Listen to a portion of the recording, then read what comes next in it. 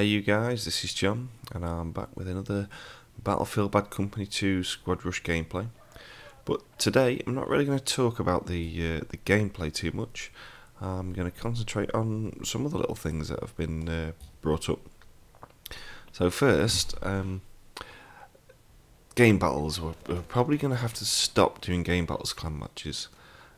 Anybody else who does game battles clan matches, let me know what you think. But they're bringing out a rule where you have to declare your team when you book the match. Now, I don't know. I mean, we don't really know who's going to be available on the night, so we'll book a match and basically see who's around at the time, and they can play. So, I mean, on Call of Duty, you've got so many people lined up to play a match that you can just use the Gamebattles match finder. But with Battlefield, I mean, if you try and use the match finder, there's nobody ever trying to find a match. They're all sort of pre-arranged. So because we can't really, I mean, I've seen a lot of teams complaining about this rule. It does seem to be very Call of Duty orientated. So I think there's a lot of Battlefield teams going to stop playing game battle clan matches. So the other thing, public matches as well. There just hasn't been the competition out there recently. I don't know whether there's an influx of new players that it keeps sticking us with, or the good players are just switching to a different game maybe, or just having a break. I don't know, but we always seem to be lined up against bad players who, I mean, understandably, leave after a couple of games. And I'm sure it's just because they're new to the game. You know, it's not necessarily that they're bad first-person shooter players. It just takes a lot of getting used to Battlefield. So I don't know what that's about. Hopefully that'll sort itself out. But I've just been struggling to get decent gameplay videos recently, so that's why the videos have been a bit few and far between. So secondly, I've also been asked what I think about the HD PVR. Now I've been using it for a few months now, so hopefully I can help out anyone who's a bit curious about buying one. Firstly, I looked at all the options I could think of, and the HD PVR was definitely the best value for money, since I already had a PC that was powerful enough to record and play and edit HD gameplay. So the HD PVR is just a little box that you plug into the computer with a USB, and you plug into your PlayStation using Component. Now, Component for me was the big issue. I mean, my system, I have quite a decent surround sound system and a decent telly. So obviously I used to use HDMIs all the time because they gave me the best options, but I've had to switch out to Component whilst I'm playing my games, just because you can't record over HDMI. It's not a problem with the HD PVR. It's just the PlayStation doesn't give you the option for anything else. So I've had to learn how to switch back to HDMI setup when I want to watch a movie, which is a bit of a pain, but I've got it down to a T now, so I can do it within 20-30 seconds. It's not too much of a problem. So another point to make with the HD PVR is there seems to be a slight driver or software issue, where every so often you'll get a no signal on the TV. The TV will go black and it'll pop up with no signal, and then it'll stay like that for about 10 seconds and then come back.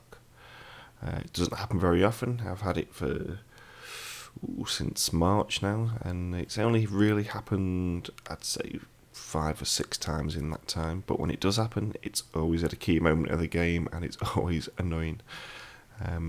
Luckily, it hasn't happened in any clan matches, so it's just in public games, so it's not really been that much of a problem. But if it happened at the wrong time, it would be a problem.